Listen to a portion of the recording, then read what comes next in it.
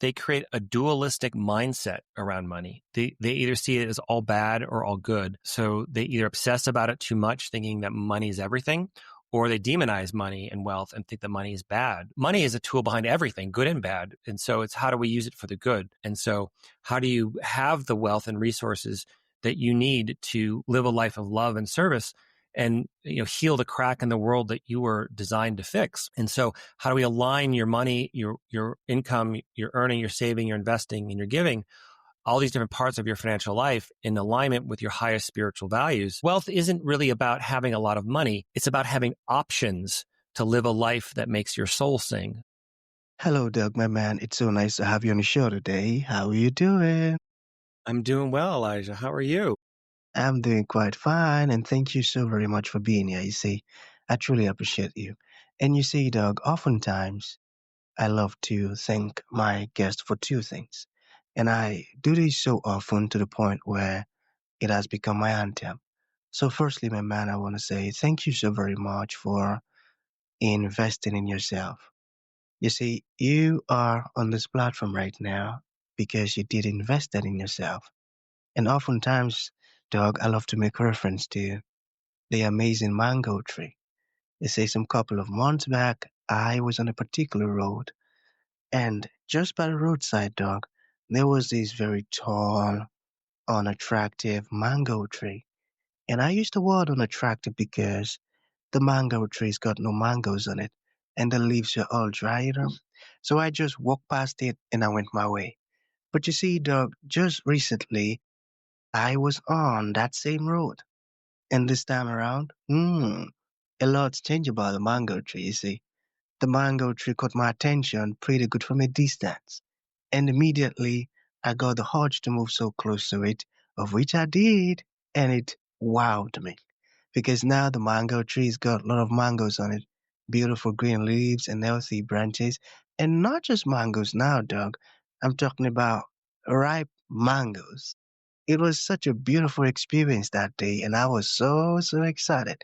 Here is my point. The fact that you dedicated your time, energy, and resources to becoming the amazing dog that you are today, that alone has made it impossible for me to skip you. And that's why you got the request from me to be on the show because I was attracted to the fruit of all that you're doing, your philosophies, your insights, the impact your work is having, and now you're offering your solutions. The stuff's so beautiful. And just before I sent you that request, my man, I said to myself, I've got to benefit from those beautiful things Doug is doing. And not only me now, because I don't want to be selfish, and even with the audience. And here we had a day with the amazing Doug. So thank you so very much for doing that to yourself. And secondly, thank you for saying yes to the invite. Because if you had said nope, there was nothing Elisha could do about it. Thanks so much, my man. Thank you. Great to be here. Beautiful, man. So let's get started. You see, I am quite excited to have you on the show today, Doug, for some reasons. Firstly, my interest in knowledge seeking. I believe in order for one to transition from a terrible situation to that of a beautiful one, Doug, I believe it takes the application of knowledge, quality information. And you see, my man, ever since I discovered that light in the Hebrew means knowledge and darkness ignorance, I've been so keen to knowledge seeking. Why? Because I do not want to remain in the dark. So that's going to make our conversation today very important to me and even to the listeners. And the second reason why I'm excited to have the incredible Doug on the show is for the sake of the audience. You see, my man, we live in an age where information is as abundant as grains of sand. We've got lots of information flying out there. So these folks trust me for quality, eye-opening, and very important information, of which I am totally convinced, Doug, that our conversation is going to be insightful and impactful. So for that reason, my man, let's get started with your introduction. Talk to us about your personal or your professional journey, because right now we are so curious. We want to know how Doug got here. Then afterwards, I've gotten some beautiful questions for you. Okay, Doug, my man, Thank you. over to you. All right. Well, and thank you for the mango tree metaphor. Mangoes are one of my favorite fruits. So Yeah. that ties in very well. So thank you for that. Yeah, I have a very long and crazy story, and I'll just give you the highlights, and we can dig into the different parts of it as we have time. But I grew up outside of Chicago, Illinois, in the United States, and I was raised in a fairly affluent family. My father was a CEO, and my mother was a certified financial planner, CFP. But when my parents divorced, when I was around 6 or 7, from my childhood perspective, it felt like money got weaponized. And so, whenever I needed something, I'd ask my mom for something, and she'd say, "Well, ask your dad. He's got all the money." And then I'd ask my dad, and he'd say, "Well, go ask your mom. I give her all the alimony and child support." And so it felt like they were kind of weaponizing the money to get back at each other to try to make the other person pay for everything. And we often went without a lot of things that even sort of my middle class friends had because it was just so hard to get. My parents didn't have problem. They didn't have any trouble spending money on themselves, but they didn't really want to spend money on their kids if they could help it. So I developed a very negative attitude towards money. I thought money was the root of all evil, and it was bad, and corporate world was bad, and it was just I had issues with my dad, not with money or corporate world. It turns out I learned that the hard way. But I rebelled, and my brothers and we all rebelled in different ways. And I first went off to the Marine Corps, and I joined the U.S. Marines. I went to officer candidate school, and I graduated at the top of my class. But then I realized that unresolved anger issues and high explosives were a bad combination, and maybe I shouldn't be blowing people up for a living. That wasn't the career path I felt called to at that point. So I looked for something higher. What would be if I was going to leave the Marines, what would be a higher calling where I would have the things I liked about the Marines, the esprit de corps, the brotherhood, the camaraderie, the discipline, the structure, and most importantly, a higher purpose. And so I went also looking for God. And so I became a monk. I joined a Benedictine monastery. I became a Benedictine monk for 20 years. And I thought I was leaving the world of money and materialism behind. I was taking a vow of poverty, and I wouldn't have to deal with this whole materialistic world. I'd just live a spiritual life.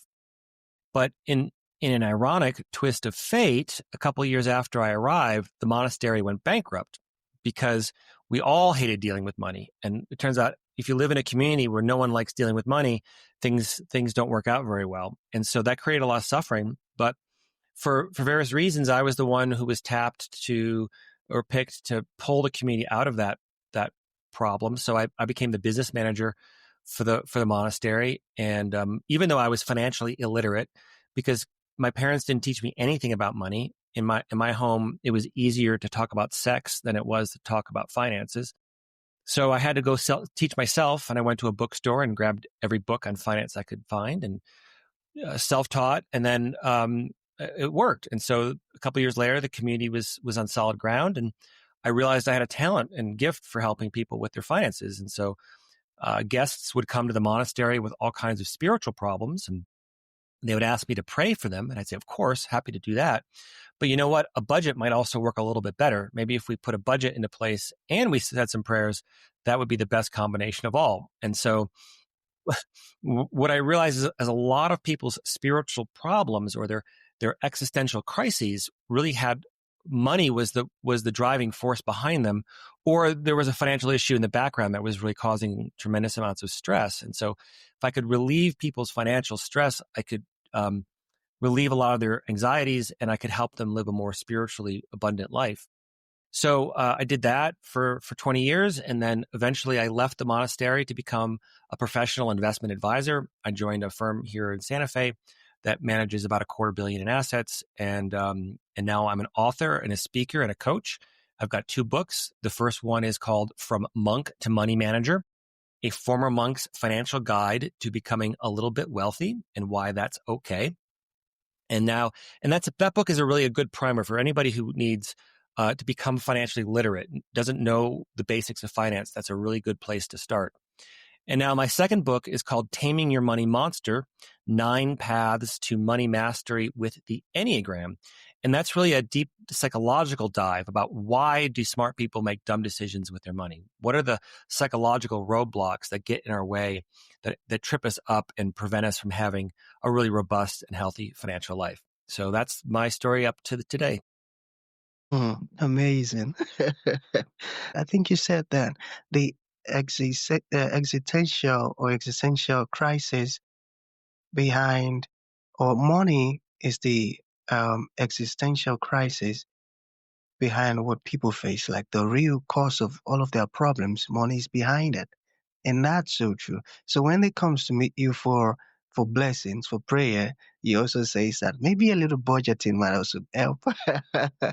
That's amazing, and I got that. That's a wise one. Beautiful. So I've got some questions here. All right.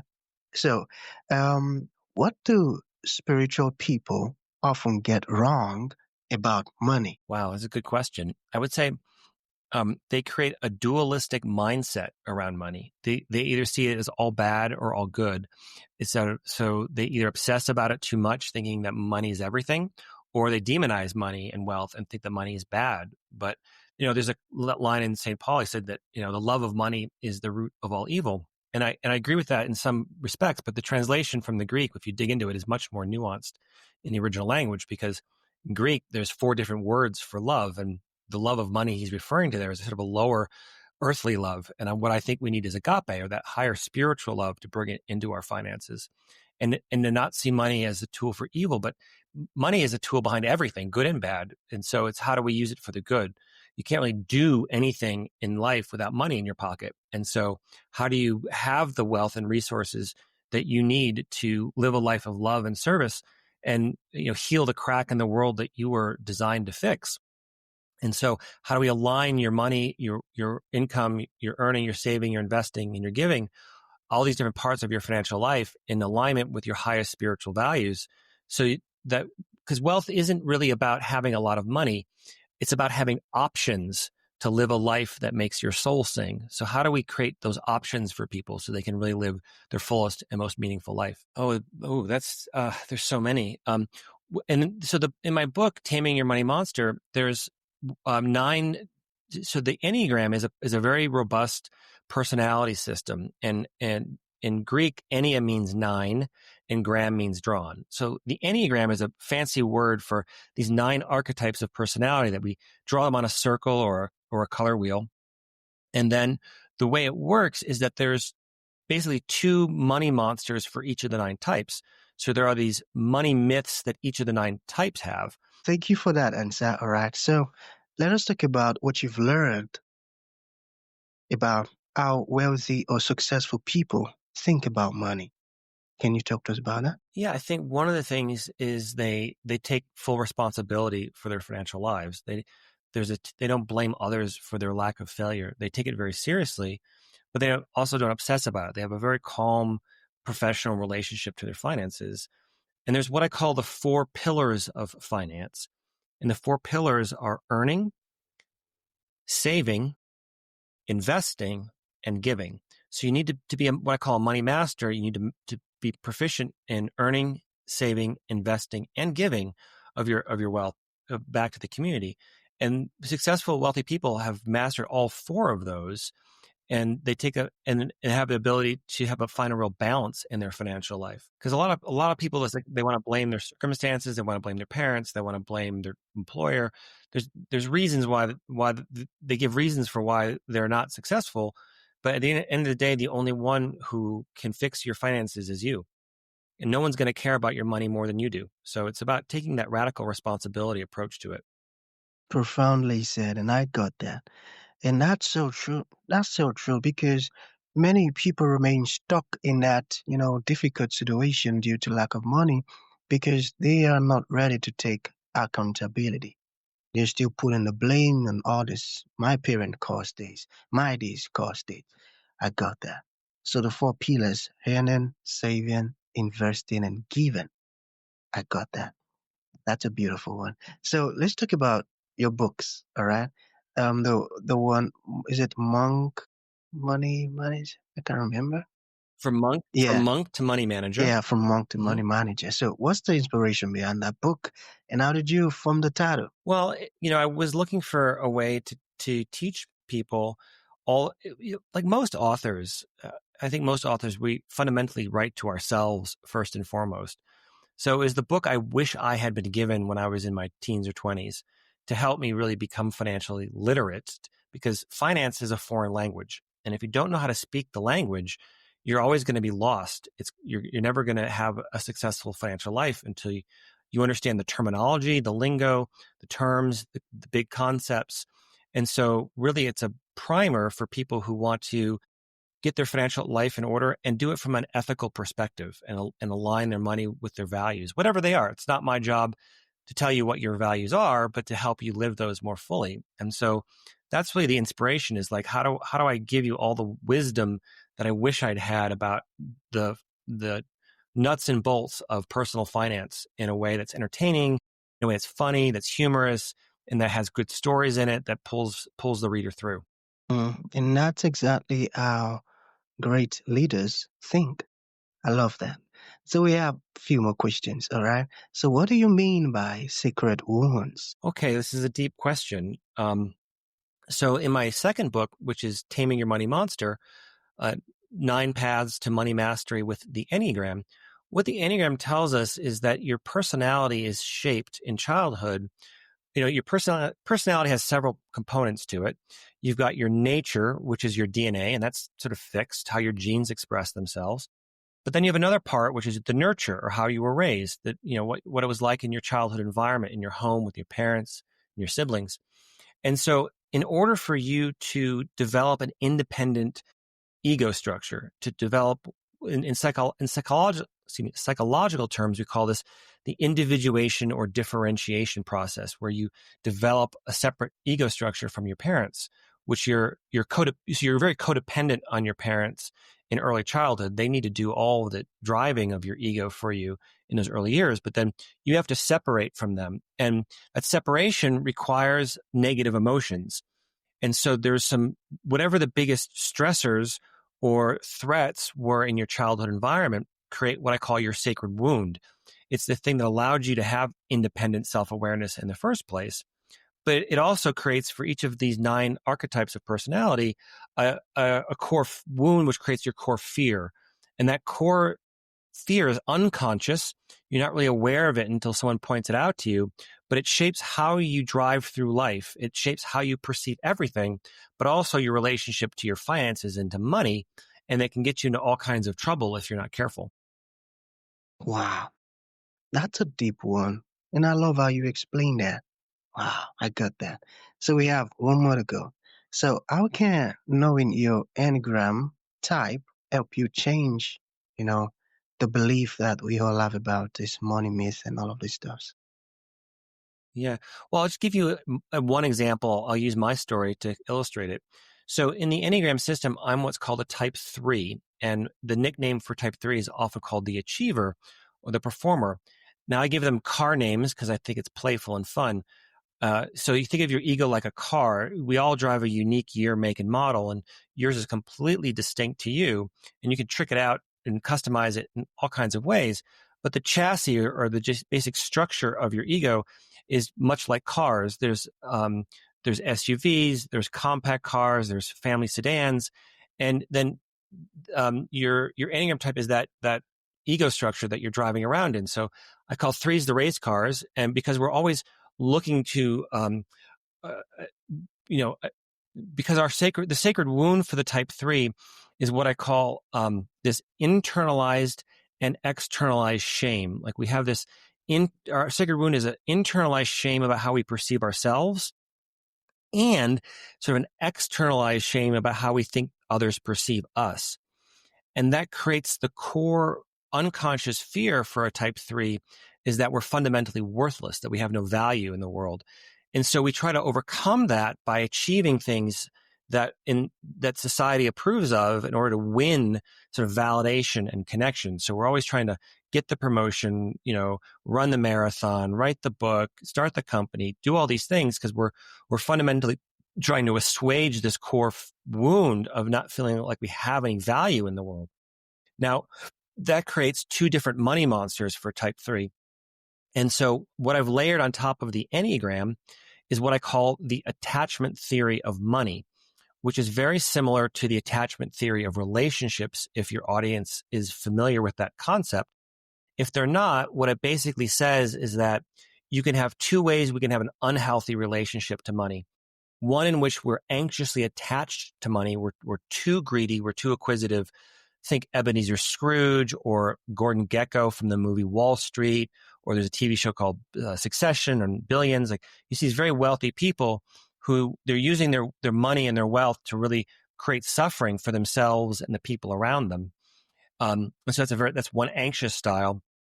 And then the flip side of that is what I call the avoidant attachment style, where we avoid money. We unconsciously push it away and hate dealing with our budget, hate paying our bills and doing our taxes. And we sort of think the money is somehow either dirty or bad or shameful.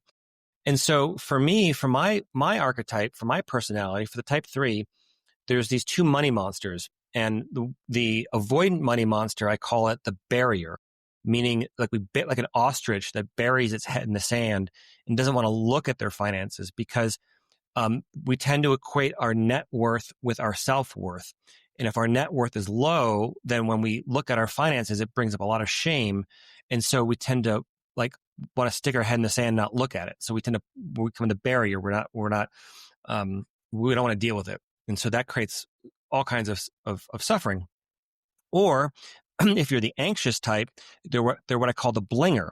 And the blinger is the type 3 who wants a lot of wealth and money, but they tend to throw it at status symbols. So they want the big house, the fancy car, the nice watch, the clothes, because they're trying to impress the people around them with all of their status symbols. And that tends to erode their wealth over time, because they may earn a lot of money, but then they can spend it all on stuff, on blinging out their life, and then, wrecking their financial future in the process. Wow, this is pretty deep. And as you were mentioning each category, several folks that I know, the picture keeps coming to my mind.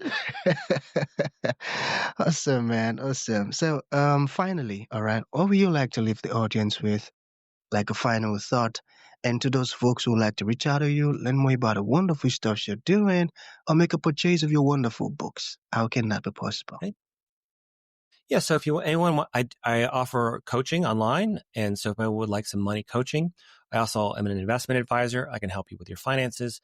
So you can reach out to me on my website, which is my name, DougLynam.com. That's DougLynam.